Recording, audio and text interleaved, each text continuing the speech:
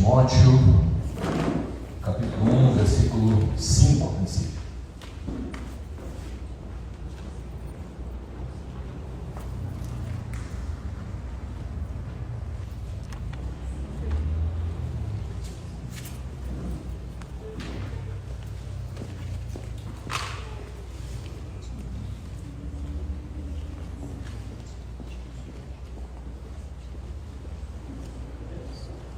Timóteo 1, 5.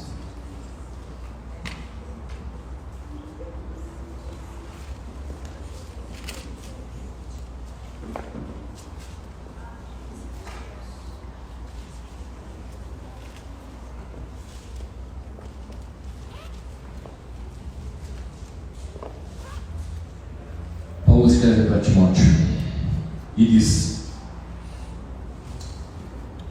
pela recordação que guardo de tua fé sem fingimento, a mesma que primeiramente habitou em tua avó Lóide e em tua mãe Eunice, estou certo que também em ti. Segue um pouco para frente, ainda em 2 Timóteo, vai lá para o capítulo 3, versículos 14 e 15. Vamos fazer um encurtamento de caminho aí, lá para frente um pouquinho.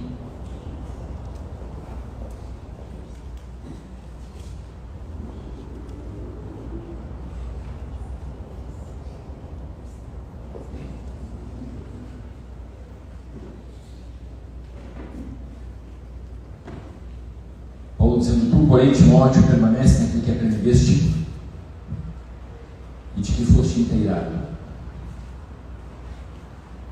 sabendo de quem o aprendeste, que desde a infância sabes as sagradas letras, que podem tornar-se sábio para a salvação pela fé em Cristo Jesus. Obrigado, Pai. Obrigado, Pai, pela tua presença. Humildemente pedimos, fale conosco, Pai. Amém. Pode ser.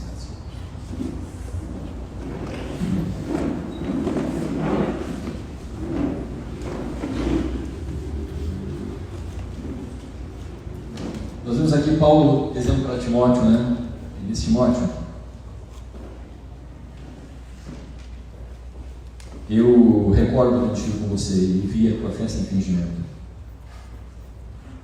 Mas eu vi essa mesma fé muito tempo antes. Eu vi essa fé lá na tua avó Lóide e na tua mãe Eunice. Depois para frente diz assim ainda: e aquilo que você aprendeu, Timóteo, desde a infância, porque você sabe as Sagradas Escrituras, e lembra que isso pode tornar-te sábio para a salvação pela fé em Cristo Jesus.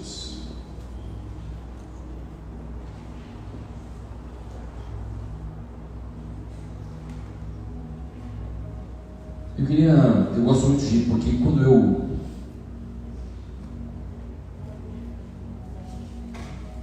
estudo qualquer texto da Bíblia, eu gosto de saber no original o que significa cada palavra, cada nome, cada coisa, porque Deus escreveu sempre as coisas por um caminho que nós não entendemos, mas sempre Ele tem um caminho. Sempre é impressionante como esse tipo de coisa é interessante, como as histórias têm a ver com os nomes, com as situações,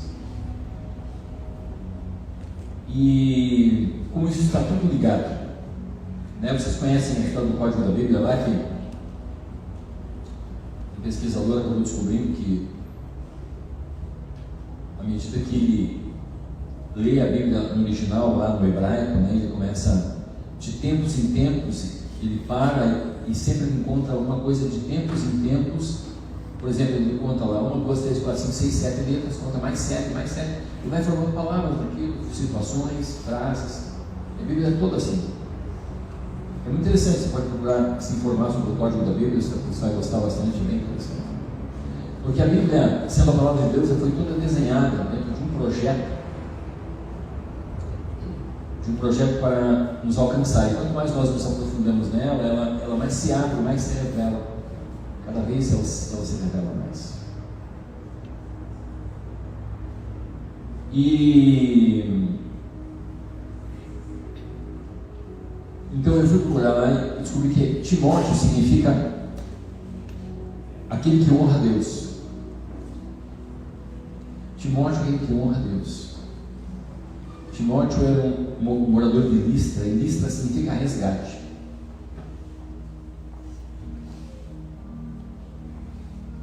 E Listra era uma cidade localizada na parte oriental de uma grande planície chamada Licaônica, que significa terra do lobo.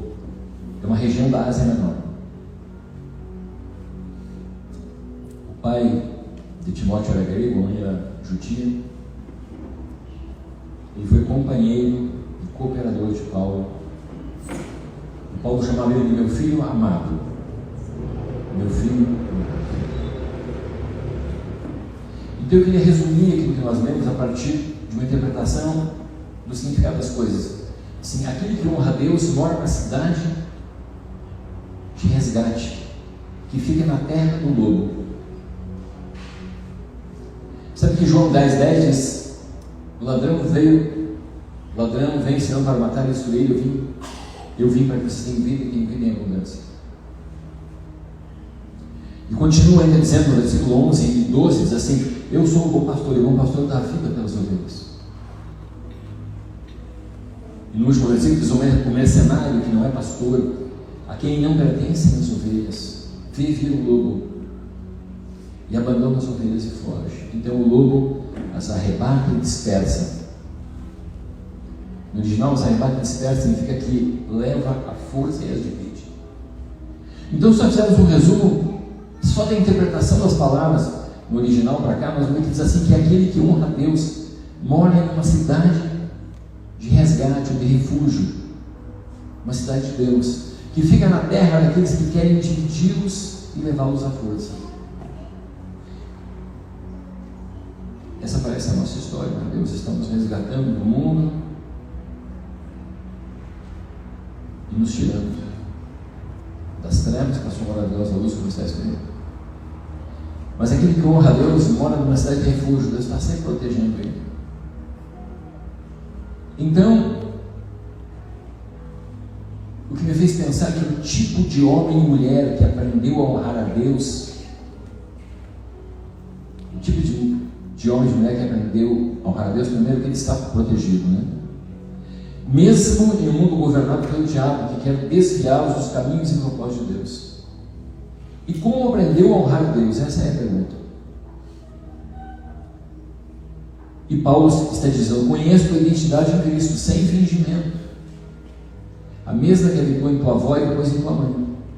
E sei que está com você. Timóteo foi construído a partir de alguma coisa para ser esse homem que honra a Deus. Para ser esse homem que tem uma identidade firmada em Deus. E foi construído da linhagem da sua mãe, pela sua mãe, pela sua avó. É interessante que o pai de Tiago era grego e a mãe era judia. Então a influência do pai, entendendo a cultura grega, né? Nós vemos que a cultura grega, a sua filosofia e a sua moralidade distorcida, né? Embora fosse, até hoje nós estudamos, quem estuda filosofia não pode deixar de passar pelos gregos, né? Então a filosofia grega ela foi um problema para Paulo, assim como foi o próprio judaísmo, na verdade, que os judeus estavam de um lado apegados demais ao rito das coisas e não ao coração das coisas, né? E os gregos estavam apegados demais ao mundo. E a influência da mãe, né, pela cultura judaica, era baseada em princípios da lei de Deus. Então, esses princípios da lei de Deus,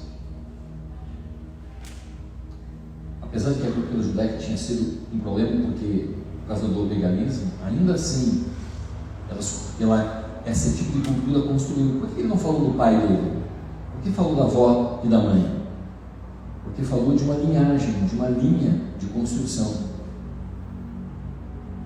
E a força da influência da mãe, também da avó, né, construiu toda a estrutura de identidade. Isso foi criado a partir de uma mãe. Lloyd, que era avó, significa agradável.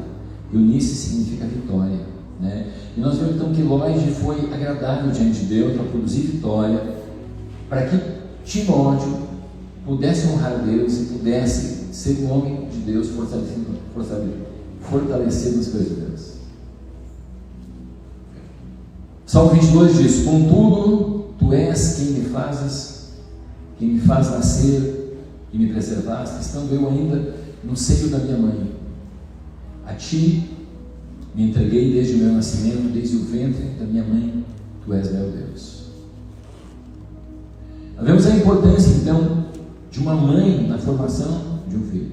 Quando eu falo mãe, eu quero dizer que quando a gente fala de sexo na Bíblia, a gente fala de papel, sexo masculino e sexo feminino, são papéis. Então mãe e pai também é um papel.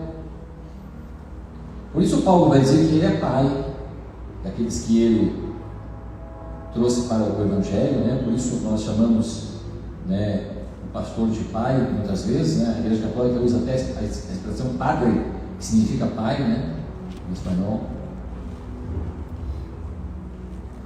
E nós vemos então que esse papel ele não é feito só necessariamente por uma mãe, às vezes é feito por um pai, né? E às vezes tem gente que não tem nem pai nem mãe, mas Deus sempre providencia uma mãe para proteger. Jesus falou assim: eu queria ser assim como aquela galinha que levanta as asas e protege os seus, embora você não quisesse, Jerusalém, eu queria ser como a galinha que levanta as asas e protege os seus filhotes, defende os seus filhotes. Então, na verdade, essa condição de nos construir, ela vem do papel de uma mãe. É a mãe que produz esse tipo de coisa na vida do filho. E se nós olharmos pela Bíblia toda, vamos ver que é impressionante como é difícil se encontrar a influência do pai na vida de um filho. É sempre de uma mãe. É claro, quando falamos de Deus como pai, né? Mas Deus faz o papel de pai e mãe. Então, nós vemos na própria vida de Jesus, nós vemos que quase não vemos nada sobre José. José teve um sonho, pegou Jesus, levou lá para o Egito, ficou um tempo lá escondido pela matéria e voltou, e depois acabou. Não viu falar mais de José. Mas Maria esteve presente o tempo todo. A mãe na vida de um filho tem muita importância. Mas volto a dizer, mãe é um papel. Às vezes é feito por um pai, às vezes é feito por um líder, às vezes é feito por alguém que cuidou de você de alguma maneira e dirigiu você para o caminho que você precisava ser dirigido. E existem muitas histórias na Bíblia de mulheres que, como mães, fizeram uma diferença absurda na vida dos seus filhos. A gente podia citar várias delas aqui, mas não é o caso. Eu queria falar um pouquinho de Ana, porque Ana significa cheia de graça, graciosa. E como a graça tem um papel importante na relação da mãe com seus filhos. Era de graça, favor imerecido. Quando há favor imerecido, a graça, ela elimina uma série de coisas. Ela é um amor incondicional. A graça é um favor que não se merece. É um amor que não cobra condições. É um amor que não exige coisas. Ama-se apenas. Quando nós vemos lá no filho pródigo, quando o filho volta aos braços do pai, muitos talvez esperavam que o pai dizia para ele: filho, agora faz o seguinte, vem cá e se arrependa. Mas ele não falou nada para o filho, não falou se arrependa, não falou se estava errado, não falou, ele deixou que o próprio amor dele constrangesse o filho. É apenas o amor que nos constrange a mudar. Ele diz assim: nós somos constrangidos pelo amor de Cristo. O que faz nós mudarmos de verdade por dentro é o constrangimento do amor de um pai e de uma mãe. Não é disciplina. A disciplina ela só é uma parte do ensino. Mas o que nos constrange é o amor. Quantas vezes nós precisamos ser disciplinados por Deus e não fomos? Quantas vezes?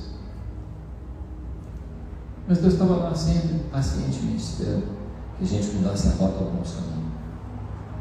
A disciplina é só o último recurso para nos salvar de uma situação.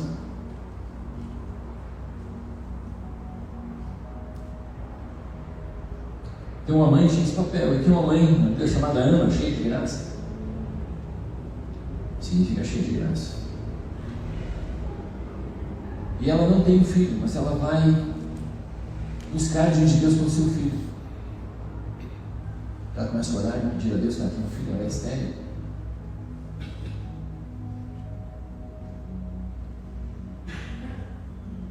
Mas ela olha pelo filho mesmo sabendo que ela é estéril. Ele está projetando o futuro do seu filho diante de Deus o tempo todo. E não é porque ela não está vendo que ela não está lutando pelo seu filho.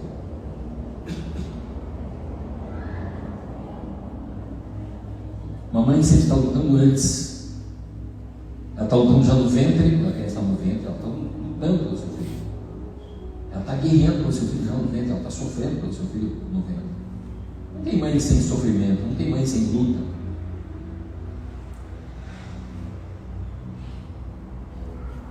E Ana, mesmo antes de conceber no ventre, concebe seu filho Samuel no coração, porque Deus vai dar um filho para ela. E seu filho é Samuel. Antes de existir, ela espera em Deus. Ela espera antes de existir. Às vezes nós vemos que o amor de mãe é impressionante como não se cansa, né? Ele espera que alguma coisa vai acontecer o tempo todo. Esperança de que vai acontecer alguma coisa, que as coisas vão mudar, que meu filho vai ser alcançado, que meu filho vai ser abençoado, que as coisas vão acontecer, né? Uma mãe que tem um filho na prisão, ela espera, meu filho vai sair da prisão e ele vai se tornar um homem honesto a partir de agora, ele vai mudar a vida dele, vai construir uma vida, e a mãe está sempre esperando aquilo para os seus filhos, né?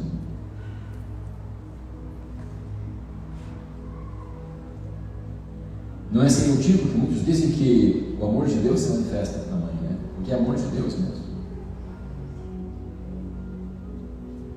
E antes de chorar no próprio parto, Ana chora com Deus. Porque sempre que nós estamos a alcançar uma vitória, queridos, você pode saber, antes de nascer a promessa, sempre vem acompanhado de dor. Né? Quem viveu mais sabe disso, né? É difícil nós alcançarmos as coisas sem dor, né? A dor é um processo da vida. Mas Ana, antes de chorar pelo parto, ela chora diante de Deus. Ela chora de Deus, eu sei que o Senhor pode me dar um filho. E ela consegue esse filho e consagra esse filho. O nome desse filho é Samuel. Ele foi profeta, juiz, sacerdote em Israel. Talvez um dos maiores homens da história de Israel.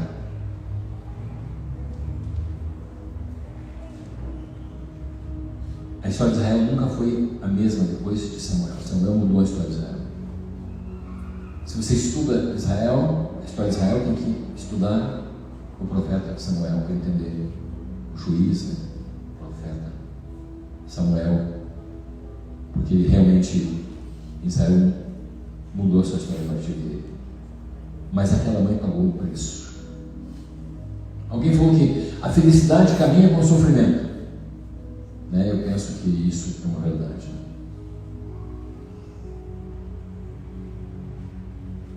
Mas ainda eu queria falar de uma outra mãe, eu queria falar de Maria. Talvez a gente precisasse de muito tempo para explicar como Maria foi decisiva na construção do caráter de Jesus homem. Como Maria foi decisiva na construção do ministério de Jesus.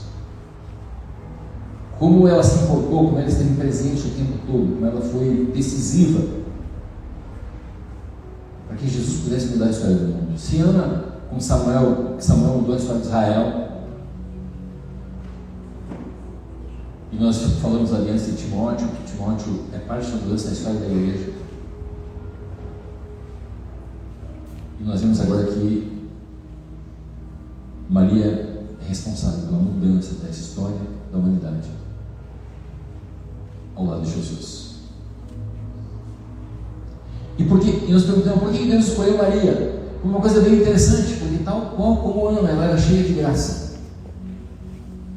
A gente diz Maria cheia de graça. Na verdade, a graça é um atributo de Deus para Maria, né? Mas ele encontrou graça em Maria. Tem vários homens de Deus que encontraram graça diante de Deus. Eu falo de vários que encontraram graça diante de Deus. E Maria encontrou graça diante de Deus. Maria vem agora e Deus acha uma jovem cheia de graça. O que é graça? Voltamos. Favor imerecido. Alguém que está disposto a dar aquilo não porque quer alguma coisa em troca, mas alguém que está disposto a abrir abrir mão de si mesmo. Porque graça, com a palavra significa de graça, não custa nada, é de graça. Eu amo de Deus, nos ama de graça. Por isso é pela graça que somos salvos, não é isso? Que Deus nos ama de graça. Ele não está cobrando, não está querendo saber se nós somos convertidos, se nós vamos parar de pecar, se nós fazemos isso ou aquilo. Não, Ele nos ama de graça, não exige nada de nós. Aí toda exigência é coisa dos homens. Mas depois da graça pode ser que haja exigências, mas não antes da graça. Primeiro Deus nos deu sem cobrar nada, depois Ele cobrou algumas coisas de nós para o nosso próprio bem, como um pai que ama o filho. Mas isso é outra coisa. E seu pai que ama o filho, ensina o filho a andar nos caminhos corretos, e às vezes repreende até o filho por causa disso. E interessante que eu estava ontem à noite, quando eu fui deitar essa tarde, de madrugada, eu fiquei pensando a respeito da minha mãe e de algumas coisas que vinham à memória da minha mãe a meu respeito. E sabe o que mais me chamou a atenção na memória da minha mãe? O que mais fez eu lembrar de minha mãe? Foi do amor dela para comigo. Eu não lembrei de presente que eu ganhei. Nem sei se um dia ganhei um presente, isso nem ficou gravado na minha memória. Eu não lembrei da repreensão, que foi importante, né? Certamente, às vezes ela me repreendeu, mas eu não lembrei disso. Eu lembrei do amor. O que ficou dentro de mim foi o amor da minha mãe. A graça, o amor, porque eu era filho dela, só por isso. Independente daquilo que eu fazia.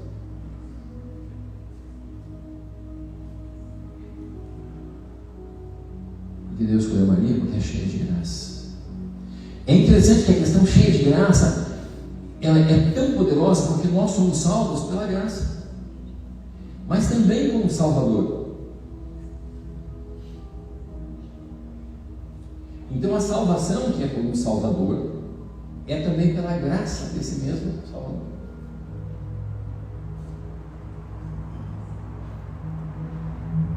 Então, se nós olharmos dessa perspectiva, vamos descobrir que na verdade, Maria estava só revelando o plano de Deus.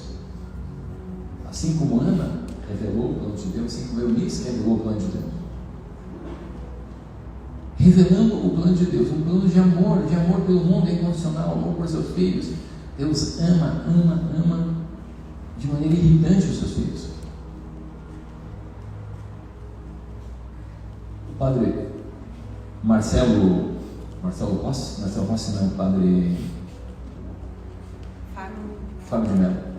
O padre Fábio de Mello, ele diz assim, ele fala assim: quem é esse Jesus que insistentemente ama o pecador? Deus nos ama por graça, e foi isso que Deus encontrou em Maria. Talvez a igreja precise mais do que nunca de graça, de amar, de olhar para o próximo sem interesse, sem esperar receber nada em troca, de um amor incondicional, de amar o irmão sem esperar receber nada dele. Eu não espero receber nada dele mesmo porque ele é imperfeito. Eu não espero receber nada dele mesmo porque ele é imperfeito como eu sou imperfeito. E talvez isso seja o que está faltando na igreja hoje: graça. A influência da mãe da vida de um filho. E de alguma maneira, coisas que não são vistas muitas vezes, que não são reconhecidas muitas vezes, outras tantas vezes. Mas ainda assim, mesmo naquilo que não é visto, porque Porque Samuel não viu o quanto Samuel orou por ele. E talvez a maioria dos filhos aqui não veja quanto uma mãe ora por eles.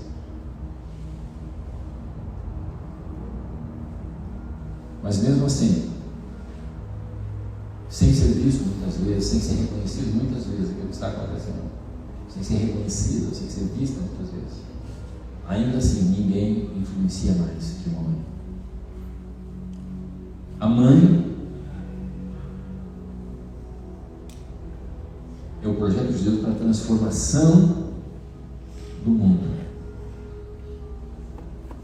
Porque Jesus disse: eu não vim para condenar o mundo, porque eu pela graça vim para salvar o mundo. E há um caminho de salvação para os filhos através das mães, com certeza. E hoje é um dia tão especial, em que nós queremos homenagear as mães. Mães que sustentaram os seus filhos. Pais que se tornaram mães e sustentaram os seus filhos. Aqueles que não tiveram uma mãe, que não conheceram a mãe que os gerou, mas ainda assim, de alguma maneira, Deus providenciou para que fossem sustentados.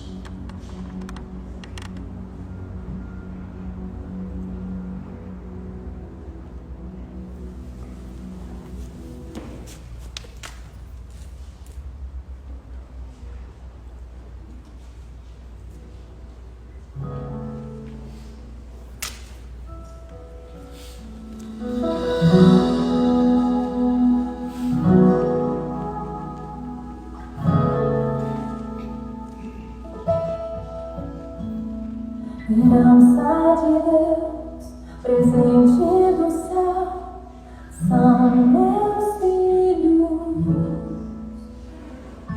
Pedi amor e ele me ouviu, por eles clamo. Que ouçam tua voz, que amem tua voz, e busquem sempre obedecer. Tenham em ti o tesouro maior e vivam pra te engrandecer. Sejam luz por onde andarem, resplandecendo a luz do amor. Sejam sal onde estiverem, trazendo o sabor de Deus.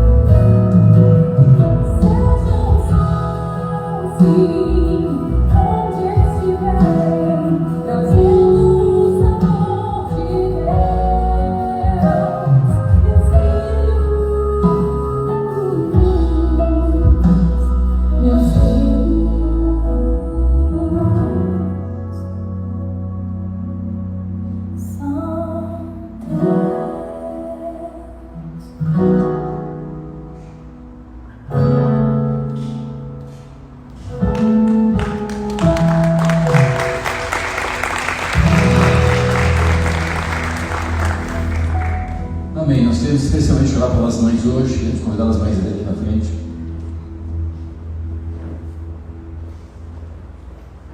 Eu vi que entrou aqui uma mãe que quase perdeu seu filho esses dias. Nós estamos lutando em oração e lutando para que o filho pudesse, para que a filhinha pudesse sobreviver. Não sei, eu via a Cláudia aí, não aqui ou não aqui? Ah, isso não. E a filhinha deles. É interessante que nós estávamos numa reunião de homens lá, que nós fazemos às segundas-feiras. Nessa reunião, o Nadir, que é pai da Isis, chegou lá e falou: minha filha está desenganada, eu vou. Mas eu vim aqui para esfriar a cabeça, eu tinha convidado para a reunião, eu tive que vir para cá porque eu já não consigo pensar direito, o trabalho, minha filha está totalmente desenganada. Daí nós oramos por ela, o pastor Guilherme, que faz a reunião comigo, orou para que um anjo do Senhor fosse lá, acampasse dentro. E foi exatamente o que aconteceu. E ela totalmente desenganada, de um momento para o outro ela sobreviveu. Eu queria que as mães viessem aqui na frente agora. Todas as mães podem vir aqui, por favor. Nós queremos orar pelas mães, queremos abençoar as mães, queremos reconhecer, queremos manifestar nossa gratidão às mães. Mães que estão com seus filhos, mães que estão sem seus filhos.